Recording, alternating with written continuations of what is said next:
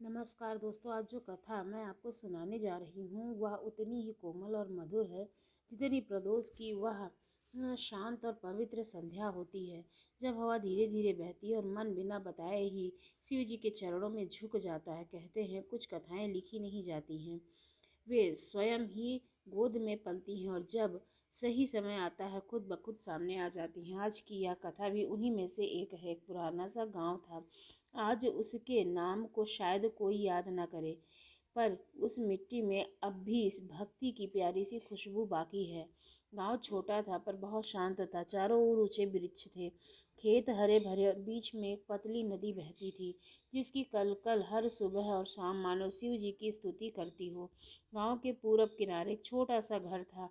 मिट्टी की दीवारें, फुस की छत और दरवाजे के पास झुका तुलसी का वह पौधा, यह वही घर था।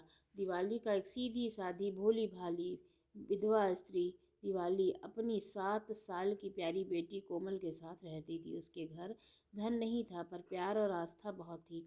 हर सुबह उसके घर में ओम नमः शिवाय की मधुर ध्वनि उठती और दिन की शुरुआत होती। गांव वाले दिवाली को बड़े आदर से देखते थे क्योंकि वह हमेशा मुस्कुराती रहती, जैसे ही जीवन की कठिनाइयां भी उसके अंदर के विश्वास के सामने कमज़ोर पड़ जाती हूँ। गांव के ठीक पीछे एक घना सा जंगल था, शांत, कभी कभी थोड़ा डरावना। कभी उसी जंगल में वह पुराना शिवलिंग था। कोई नहीं जानता था कि वह शिवलिंग कब से वहाँ खड़ा है, पर उसकी उपस्थिति से ही लगता था कि वह युगों पुराना पवित्र स्थान है। उस शिवलिंग के बारे में पीढ़ियों से कथा चलती चली आ रही थी, इतनी रहस्यमयी कि बच्चे और बूढ़े सब श्रद्धा से उसे सुनते। वह कथा कहती ही कि हर प्रदोष वेला में भोलेनाथ का एक दूत उस शिवलिंग के पास आता है। वह लाल रंग का नाग जिसके फन पर मन की सी दिव्य चमक होती है, वह शिवलिंग की 3 परिक्रमा करके फिर जंगल में खो जाता है। गांव वाले उसे प्यार से लाल नाग कहते हैं। लोग मानते हैं कि जहाँ लाल नाग जाता है वहाँ शिव की कृपा बरसती है, घरों में शांति आती है, खेतों में हरियाली लौटती है और जीवन सरल हो जाता है। कहावत थी, जब तक लाल नाग दिखाई देता था तब तक गांव पर दुख नहीं छाता, पर कुछ वर्षों से वह नाग दिखाई देना बंद हो गया था। बूढ़े कहते वह खो गया है या उसकी शक्ति कम हो गई है, शायद जंगल में कोई बुरी शक्ति उसे रोक रही है। धीरे धीरे लाल नाग का गायब होना गांव की चर्चाओं का विषय बन गया। कुछ लोग कहते कि जैसे नाग गायब हुआ वैसे ही सुख कष्ट भी बढ़ गए हैं। कुछ कहते कि यह सब अंधविश्वास है, पर प्रदोष की संध्या आते ही सबकी निगाहें अनायास ही जंगल की ओर चली जाती। कहीं आज वह नाग तो नहीं आ रहा है, कहीं उसके मन में हमेशा एक आशा छिपी रह जाती थी। किसी दिन लाल नाग लौटेगा और सब कुछ बदल जाएगा। यह वह सिर्फ एक विश्वास था। कई वर्षों तक गांव के लोग उसे नहीं देखा करते थे। कोमल, जो जंगल से बहुत प्रेम करती थी, अक्सर कहती थी, माँ मुझे लगता है वह नाग यहीं कहीं है, बस हमें दिखाई नहीं देता है। दिवाली उसे प्यार से चुप कराती, बेटी भगवान के दूध की झलक जब देनी होगी तब दिख जाएगा। पर कोमल का सरल सा भरोसा उसे गांव की तरह दृढ़ था। गांव में जीवन सरल था। दिवाली कुछ उठकर सुबह उठ करके रोटी बनाती, किसी के खेत में काम करके आकर शाम तक वापस आती और रात को कोमल को गोद में लेकर कहानियाँ सुनाती, राम कृष्ण शिव और लाल नाग की। रात में जब दोनों सोते, जंगल की हल्की सरसराहट सुनाई देती, मानो पेड़ों की आत्माएं भी कोई पुराना रहस्य गुनगुना रही हों। दिवाली की एक आदत थी, हर सोमवार और हर प्रदोष पर वह शिवलिंग पर जाती और गंगाजल चढ़ाती, सदा की तरह प्रार्थना करती, भोलेनाथ मेरा जीवन आपके भरोसे है, मेरी बेटी को अपनी शरण में रखो। कोमल भी साथ जाती, वह फूल चढ़ाती और मासूम आवाज़ में कहती, शिवजी लाल नाग को वापस भेज दीजिए ना, सब कहते हैं वह खो गया है। दिवाली मुस्कुराती, पर दिल से चाह होती कि सचमुच वह नाग लौट आए। दिन प्रतिदिन ऐसी छोटी छोटी घटनाएं होती रहीं। कभी तुलसी का पौधा अचानक हिल उठा, कभी दिवाली पर चढ़ी लाल सी परछाई दिखाई गई जिन्हें कोमल देखकर चौंक जाती, पर माँ यह लाल और परछाई गायब हो जाती। दिवाली उसे संभालती और कहती कि रात में ऐसी बातें न सोचे, पर उसके अंतरंग में भी हल्की सी धड़कन उठती। क्या यह कोई संकेत है, कहीं लाल नाग सचमुच लौट रहा है? कुछ गांव वालों ने भी कह दिया था कि शिवलिंग के चारों ओर कुछ रातों से हल्की लाल चमक दिखाई है, पेड़ों की शाखाएं भी अचानक एक ही दिशा में झुक जाती हैं। सब बातें अस्पष्ट थीं, पर उसमें कुछ परिवर्तन आने की भनक थी, जैसे जंगल खुद कोई बात आने की तैयारी कर रहा हो। एक दिन ऐसा आया जब पूरा गांव खास तरह की उमंग और शांति से भर उठा। प्रदोष का वह दिन सुबह से ही वातावरण में नरम सा उजास था। हवा मीठी लग रही थी। पेड़ों से गिरी रोशनी भी विशेष रूप से सुहावनी थी। दिवाली और कोमल दोनों ने व्रत रखा। माँ ने तुलसी के पास दीप जलाया और कोमल फूलों की पंखुड़ियाँ इकट्ठा करके बोली, माँ आज जरूर कुछ होगा, लाल नाग आएगा। पूरे भरोसे के साथ दिवाली ने प्यार से कहा, हर चीज़ का समय होता है कोमल, विश्वास रखना अच्छा है, पर परिणाम भगवान पर छोड़ देना चाहिए। पर कोमल की आंखों में जो चमक थी, उससे लगता था जैसे उसके भीतर कोई रहस्य पहले ही जाग चुका हो। ढाल ढली, प्रदोष की संध्या आई और घनी सी मधुर ध्वनि उसे पूरे गांव में गूंजी। लोग मंदिर की ओर जा रहे थे। दिवाली में कोमल का हाथ थामा और शिवाली शिवलिंग की ओर चली। वहां दीप जले, जल चढ़ाया गया और सब सचमुच मन ही मन प्रार्थना करने लगे। कोमल शिवलिंग के पास बैठकर हाथ जोड़कर बोली, शिव जी आज मुझे अपनी झलक दिखा दीजिए, और अगर लाल नाग आपका दूत है तो उसे भी आशीर्वाद दीजिए। तभी हवाएं भी हल्की सी थरथरा गईं और पत्ते सिहर उठे। ऐसा लगा जैसे किसी ने धीरे से उन्हें छुआ हो। दिवाली ने पहले ध्यान न दिया, पर कोमल ने माँ का हाथ कसकर पकड़ लिया और कांपती उगलती से इशारा किया, माँ देखो यहाँ। दिवाली ने देखा। उसकी सांसें ठहर सी गई थी। पेड़ की छाया के नीचे धरती पर एक लाल सी चमक धीमी धीमी तैर रही थी, जैसे किसी जीव ने उसकी पूंछ हिलाई हो, और वह पूंछ लाल अग्नि जैसी चमकती रही। दिवाली ने मन ही मन मुस्कुराया और पुकारा, हे भोलेनाथ यह क्या संकेत है। कोमल ने फुसफुसाहट कहा, माँ वही लाल नाग है। वह खोया नहीं था, वह वापस आ गया है। माँ और बेटी दोनों स्तब्ध रह गईं। उस प्रदोष की पवित्र संध्या उनके सामने एक शांत चमत्कार बनकर फैल गई। लाल नाग लौट आया था। उस रात की अनुभूति उनके जीवन में अंतिम छाप बन गई। गांव में जैसे ताज़ा हवा की लहर चली। दिवाली की आंखों में एक नई रोशनी थी। यह सिर्फ आशा नहीं थी, यह एक नया विश्वास था जो गरीबी और भय के बीच भी अंदर गहराई में टिमटिमा उठा। जीवन की साधारण चिंताएं वही रही, रोटी, काम और घर की जिम्मेदारियां, पर अब हर कदम में एक नरम मुस्कुराहट रही। कोमल हर सुबह उठकर कहती, माँ लाल नाग फिर आएगा क्या? और दिवाली उसे धैर्य से समझाती, भगवान अपने समय पर सब ठीक कर देंगे। कोमल पाठशाला नहीं जाती थी, स्कूल दूर था और साधन कम, पर उसकी आंखों में सीखने की बड़ी भूख थी। वह माँ से कहानियाँ सुनती, पेड़ों पर बैठकर पक्षियों की बातें सुनती और रात को शिवलिंग के पास लेट कर तारों को गिनती। उसकी सरल मासूमियत में एक मंत्र सा सच्चापन था। अक्सर बड़े लोगों की जटिल भावनाओं में यही सादगी गायब रहती है, और वही सादगी लोगों को याद दिलाती है भगवान की बातें। कभी कभी बच्चों के अनकहे शब्दों में छिपी होती है। लाल नाग की बात दूर दूर तक फैल गई।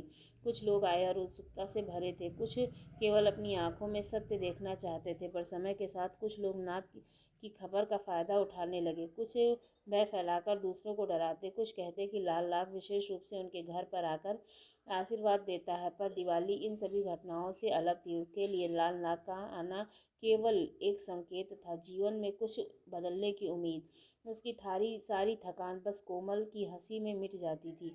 एक दिन कोमल थोड़ी उदास दिखी। उसकी प्यारी पायल टूट गई थी और वह किसी के आगे शर्मिंदा होती। दिवाली ने चुपचाप उसे जोड़ दिया, पर उसे मालूम था कि छोटे दुख भी बड़े सवाल बन कर खड़े होते हैं, खासकर जब संसाधन कम हो। उसके मन में ही मन शिव जी से प्रार्थना की, भोलेनाथ यदि तुम्हारी कृपा से मेरी बेटी को थोड़ी शांति मिल सके तो माँ की मनोकामना पूरी है।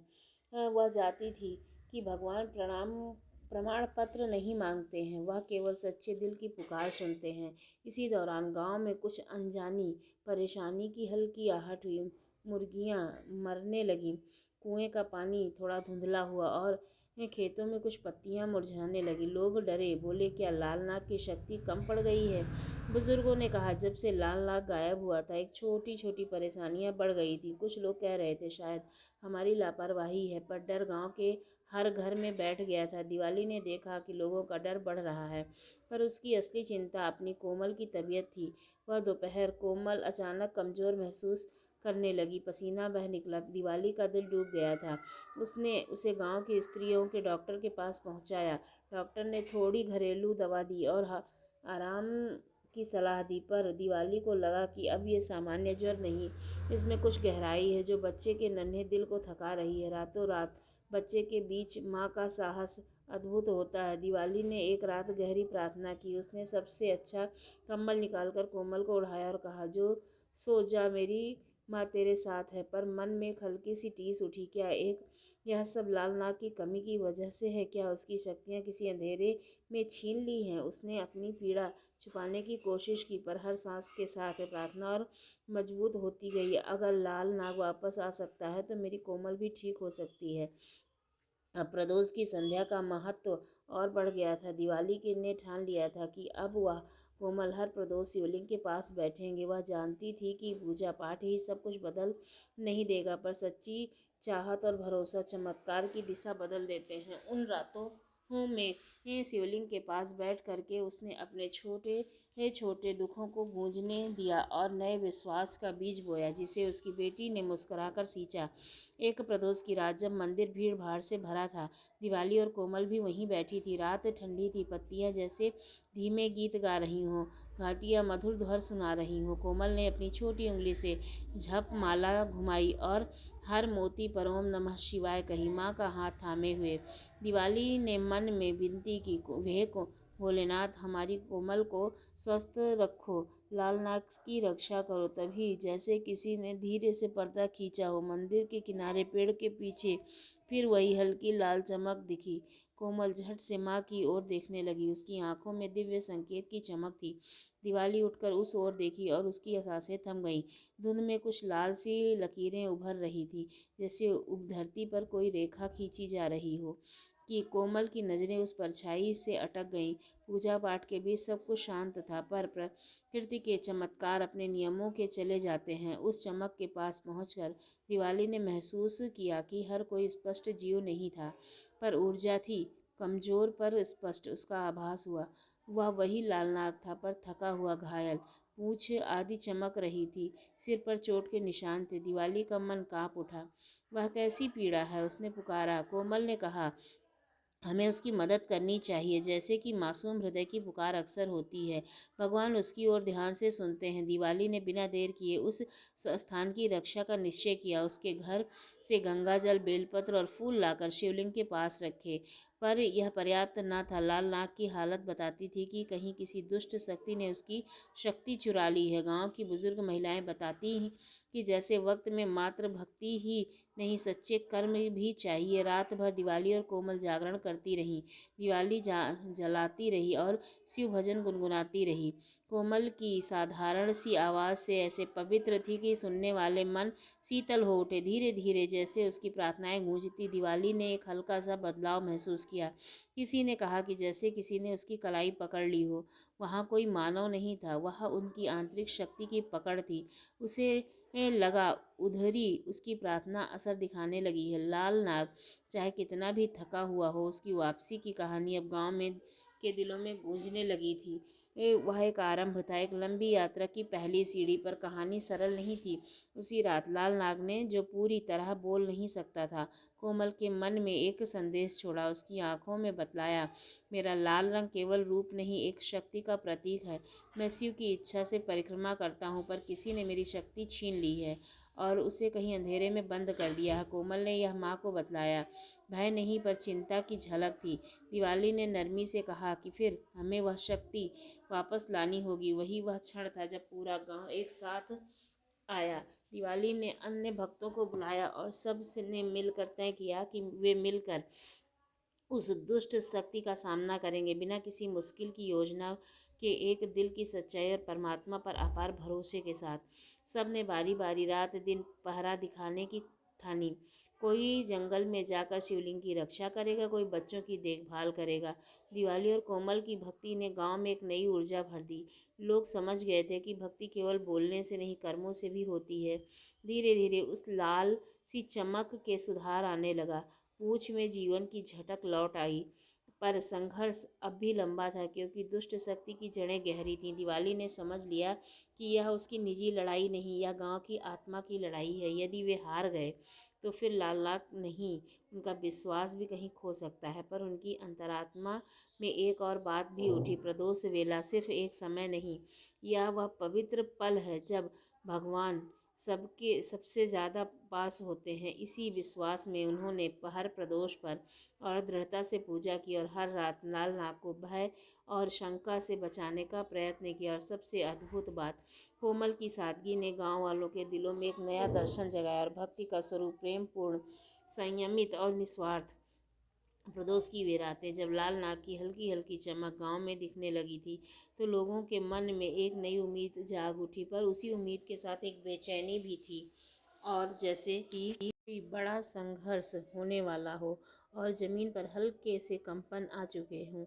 दिवाली ने देखा कि लोग बिखर रहे हैं, अपने अपने घरों में बैठकर छोटी छोटी परेशानियां बड़ी चिंताओं में बदलने लगी थी। हर चेहरे पर एक डर था, एक भय कि यह तकलीफ़ें केवल एक ही घरों तक सीमित ना रही।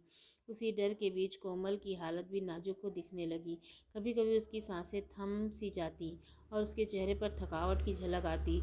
दिवाली जब अपने चेहरे पर प्यार से देखती तो उसे ऐसा लगता कि समय अचानक उसकी पीठ पर भारी पड़ गया है। पर उसने हिम्मत नहीं हारी। वह जान चुकी थी कि सच्ची भक्ति तभी असर देती है जब उसका स्वर स्थिर और लगातार हो। यही उसकी सबसे बड़ी ताकत थी, जो उसे उस अंधेरी भक्ति से लड़ने में मदद देगी। जंगल के भीतर कुछ ऐसा चल रहा था जिसे आम आँख से समझना मुश्किल था। प्राचीन कथाओं और ऋषियों की बातें जानने वाले कुछ बुजुर्ग कहने लगे कि लाल नाग की शक्ति किसी उलझन में फंस चुकी है। वह शक्ति जो कभी पूरे क्षेत्र की रक्षा करती थी, किसी तरह कमज़ोर कर दी गई थी। किसी ने उसे प्रतिनिधि शक्ति कहा, वह दिव्य तत्व जो शिव की उपस्थिति को धरती पर बनाए रखता था। पर किसी अज्ञात समय पर किसी स्वार्थ या पुराने वसवर की वजह से वह शक्ति को बंद कर दिया गया था, जिसके भीतर एक सुनी कटु जगह बनी रही, जो धीरे धीरे जड़ पकड़ चुकी थी। लोग कहते हैं कि जैसा सब तब होता है जब मनुष्य के दिलों के तार टूटते हैं, जब मोह, द्वेष और स्वार्थ बढ़ते हैं, तो अंधेरी ऊर्जा आध्यात्मिक संतुलन बिगाड़ने का रास्ता बना लेती है। एक शाम दिवाली ने जंगल के किनारे जाकर एक पुरानी कथा सुनी। बूढ़े साधु ने, जिसे वर्षों तक शिवलिंग की रक्षा की थी। साधु की आंखों में बेचैनी थी, उसकी आवाज़ डगमगा रही थी। उसने देखा तो कैसे एक छोटी सी चिंगारी ने पूरे जंगल को जला दिया हो। उसने कहा कि वह शक्ति का नाम कालदंड नहीं था, वह अनाधिकृत लाल शक्ति थी, जिसने किसी तरह शिव के अनुष्ठान का विक्षेप कर दिया था। किसी ने उसे बंद कर दिया और उसके भीतर एक खालीपन भर दिया जो अब जड़ बन चुका है। साधु की बातें दिवाली के मन में एक तस्वीर उकेर गई। लाल रंग केवल एक जीव नहीं था, वह संकेत था। भीतर वही संतुलन बिगड़ चुका था। धीरे धीरे उस विकृति का असर दिखने लगा। कुएं का पानी धुंधला होने लगा, पशु पालन में समस्या आई और खेतों की उपज घटने लगी। सबसे बड़ा असर लोगों के बीच देखने को मिला। छोटी छोटी बातें बढ़कर झगड़ों में और सूक्ष्म दोष बड़े आरोपों में बदल लगे। कहीं कहीं चोरी जैसी घटनाएं हुई। गांव की आत्मा कांपने लगी। रात में डर के साए में सिमटने लगी। पर वही परिस्थितियां दिवाली के हृदय में एक ठहाने का कारण बनी, और वह अब केवल प्रार्थना से संतुष्ट नहीं रहेगी, उसे कर्म से भी उस शक्ति का सामना करना होगा। दिवाली ने गांव के भक्तों को बुलाकर निर्णय लिया कि वे मिलकर उस दुष्ट शक्ति की खोज करेंगे, वह जानने को भी उसकी जड़ कहाँ है और किसने उसे बंद किया। सावधानी से वे जंगल की गहराई में गए। वहाँ की गांव पर अब पहले जैसी नहीं, पर एक भारीपन था, पूरे मानो पुरानी नीली धुंध जमी हो। कुछ दूरी पर उसे एक छोटी सी गुफा मिली, जहाँ पुरानी राख, जली लकड़ियों के अवशेष थे। गुफा का माहौल असामान्य था, जैसे किसी मंत्र का गलत उच्चारण हवा में दबा हुआ हो। गुफा के भीतर एक पत्थर जैसा अस्त्र था, जिस पर रक्त के धब्बे भी परत जमी हुई दिखाई दी। दिवाली ने गहरी सांस लेकर साथ छोड़ दिया, वे भोलेनाथ, यदि तुम हमारे साथ हो तो हमें शक्ति दो। तभी हवा का झोंका आया और पत्थरों में से एक फीकी सी लाल रंग निकली। वह ना दिव्य थी और ना ही पूरी तरह की अंधेरी। वह संघर्ष की परछाई थी। दिवाली ने महसूस किया कि यही लाल नाग की शक्ति छीनी गई थी। ठीक उसी क्षण गुफा के भीतर एक करहान की आवाज़ उभरी, गांव जैसे पीड़ा भरी। वह कह रही थी कि अकेले नहीं, मेरी शक्ति यहाँ बंद है, मुझे मुक्त करो। दिवाली का मन काँप उठा। कोमल की याद में उसकी आंखों में आग सी जली और उसने ठान लिया कि यह किसी हद तक जाकर उस शक्ति को मुक्त करेगी। पर असली परीक्षा अब शुरू हुई थी। गुफा में एक परछाई आकर लेटने लगी, एक क्रूर चेहरा जिसकी आंखों में लाल शक्ति थी। वह पुरानी वैमनस्य का प्रतीक था जिसने कहा था कि जब तक तुम मेरी पूंछ सी ये शक्ति नहीं चुराओगे तब तक शक्ति तुम्हें नहीं मिलेगी। वह परछाई जिसे वे अंधकारिका कह सकती थी ने दिखाई दी। नित्य अंधकारिका ने दिवाली की चेतना दी। भक्ति और प्रेम केवल शब्दों में नहीं, उन्हें सच्चे बल की ज़रूरत होती है। वह बल जो त्याग और समर्पण से उभरता है। यदि तुम सच्चे दिल से समर्पित हो तो रास्ता खुल सकता है, नहीं तो कठिनाइयाँ और बढ़ेंगी। दिवाली ने उसकी बात सुनी, पर पीछे हटना उसके स्वभाव में नहीं था। उसने समझ लिया कि यह कोई साधारण शक्ति नहीं बल्कि पुरानी कड़वाहट है जो मानो की दरों में पनपती है। दिवाली ने कोमल की मासूमियत और अपनी माँ की दया को अपनी ताकत बनाया। उसने पूरी रात पूजा की, मंत्र जपे और हाथों पर लगी मिट्टी से शिवलिंग के चारों ओर एक छोटी सी वरमाला बनाई, जिसे कोमल की तस्वीर समर्पित की। उसने अपनी उम्मीदों की गांठें बांधी और धीरे धीरे हवा में कोमल की नरम शांति फैलने लगी। पर अंधकारिता के तर्क से हमला किया। उसने लोगों को यह शक दिखाने की कोशिश की कि क्या यह सचमुच योग्य है, क्या उसकी भूलें माफ़ की जा सकती हैं। वह कहती कि भक्ति अक्सर आत्म बलिदान मांगती है। इसी बीच दिवाली के भीतर एक और समझ जागी। सिर्फ खुद को समर्पित करना पर्याप्त नहीं, उसे पूरे गांव में समर्पण का बीज बोना होगा। उसने लोगों को बुलाया और कहा, हे मिलकर यह शक्ति मुक्त करनी है। यह केवल हमारे लिए नहीं, पूरे इलाके के लिए। धीरे धीरे लोग छोटी छोटी बैर भरी बातों को भूल कर एकजुट हुए। किसी ने धान बांटी, किसी ने समय दिया, कि कुछ ने अपना अहंकार त्याग दिया। यही एकता उस दुष्ट शक्ति के खिलाफ सबसे बड़ा हथियार बन गई। जैसे जैसे संयुक्त शक्ति बढ़ी, गुफा के अंधेरे का असर कम होने लगा था। एक दिन जब पूरा गांव शिवलिंग के पास खड़ा था और कोमल भी वहीं थी, लाल नाग की कमजोर चमक फिर तेज हुई।